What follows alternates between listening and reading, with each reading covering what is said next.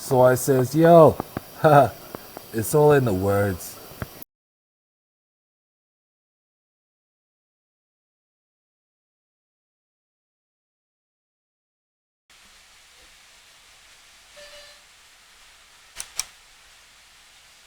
All right, so the question is, how do lower back spasms um, affect my breathing or affect a person's breathing? And what I mean by that is I have spasms, and if you know anything about spasms, you know that they're involuntary and that they have different triggers. I'm also a C4, C5, incomplete quad. And if you know anything about that, then it lets you know that I'm a quadriplegic that has use of my arms, not full use, but partial use. And so my spasms are terrible. And I've been a quadriplegic for 26 years. So when I ask this question, I ask it because my spasms, when they get triggered, they affect my legs, my back, and if I let them go too long without breaking them, then they start to squeeze the air out of me, basically. And what I really mean in detail is that I get shortness of breath. I start to pant. You know how dogs, and you know how they breathe real fast, and you can see their tongues, like moving around when they hold their mouth open. They're panting. Well, my spasms, they give me shortness of breath, and I can't take slow, calm inhales or exhales. I can't inhale in a slow, smooth way. The contractions, they squeeze the air out, but I gotta force the air to come back in. So when I'm inhaling, my body is basically pushing the air out. So doctors, hospitals that treat spinal cord injuries, they have a protocol, and they deal with physical therapy, occupational therapy. They deal with pharmaceuticals like oral medications.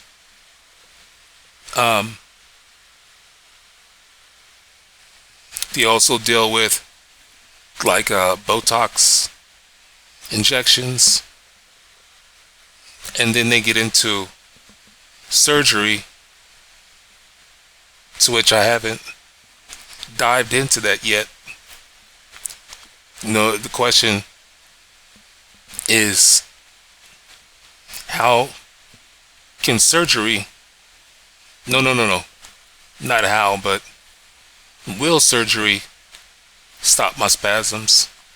from being so strong. And that's why I haven't touched on that question about surgeries.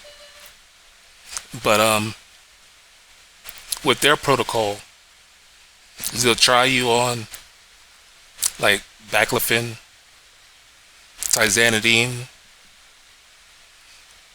diazepam, and there's other like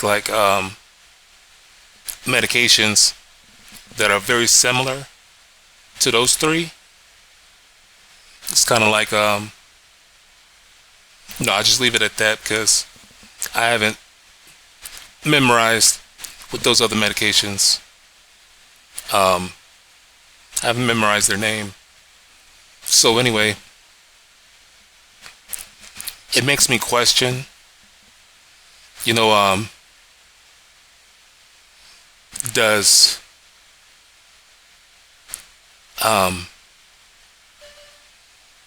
my mental, it's like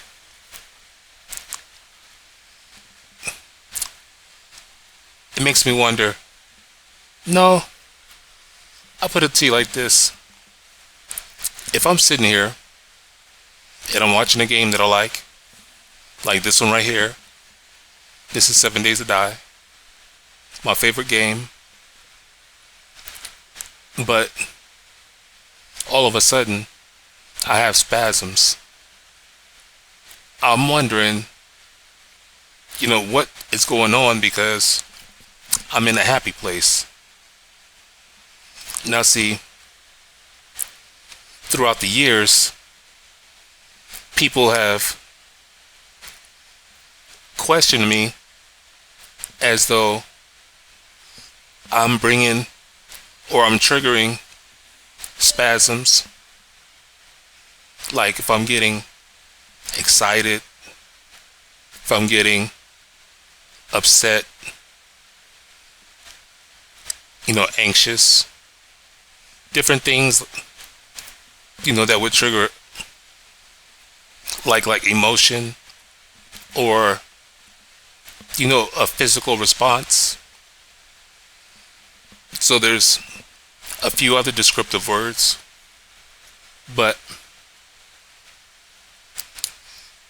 you know, I just wonder, okay, so when I hit that question in the search engine, there was a website called Spine Health, and I got introduced to the intercostal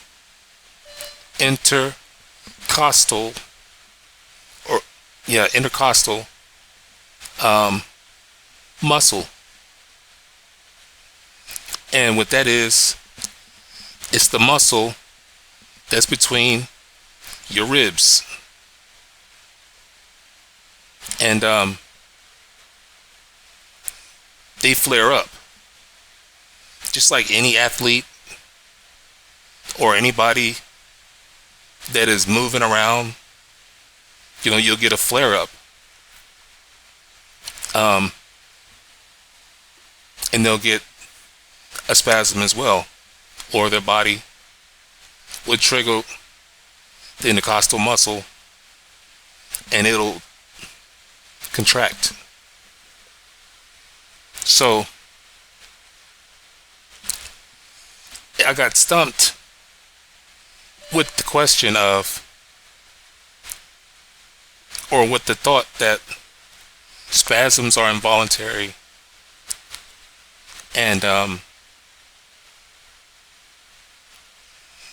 if the spasms are involuntary, how can you treat that, just that one area? It's kind of like, how can they treat, you know, the intercostal muscle without affecting something else? The reason why I asked about, you know, lower back spasms is because I get this crazy arch in my lower back whenever I have spasms. And it's if you look at quadriplegics, you see that when we're in bed or when we're in our chair, if we have we all sit kind of differently and we all lay kind of differently. It all depends on how our body has gotten trained to sit or lay. Look at that. He got caught on a sign. Oh wow. Anyway, so it's like the way that I lay in bed, I have to be positioned in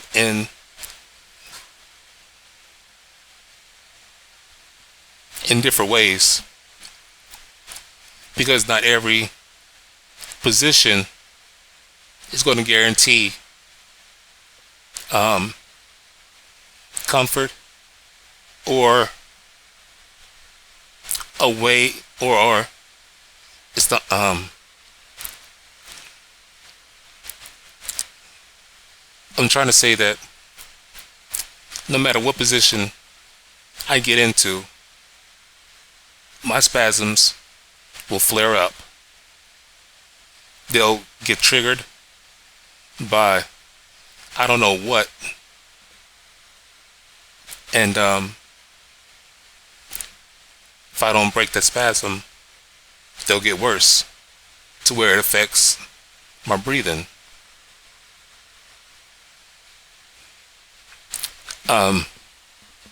I know that there's groups for spinal cord injured people.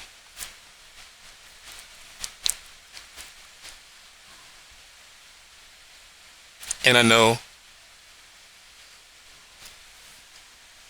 hold on.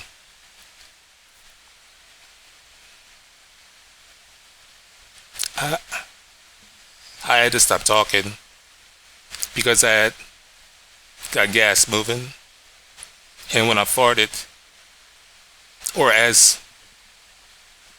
my body was trying to relieve that gas, I could feel my lower back flare up. But I know that there's a lot of people trying to get information and fix it information. How do you fix it when it comes down to spasms? So I'm putting this video out here so that hopefully somebody who deals with spasms could give me some information that I can look up, or something. I don't know. It's like, I know that we handle things differently, and I know that one thing might not help another person. So the community is large as far as when it comes down to spinal cord injured people and their loved ones, and the people who are trying to help spinal cord injured people. So leave me a comment, and I'll respond as soon as I can. Other than that, you have a good day, you have a good night, you have a good morning. Peace. Give them prayer hands, say what's up America. Half of you should know me, right? Other half a replica. Shout out to my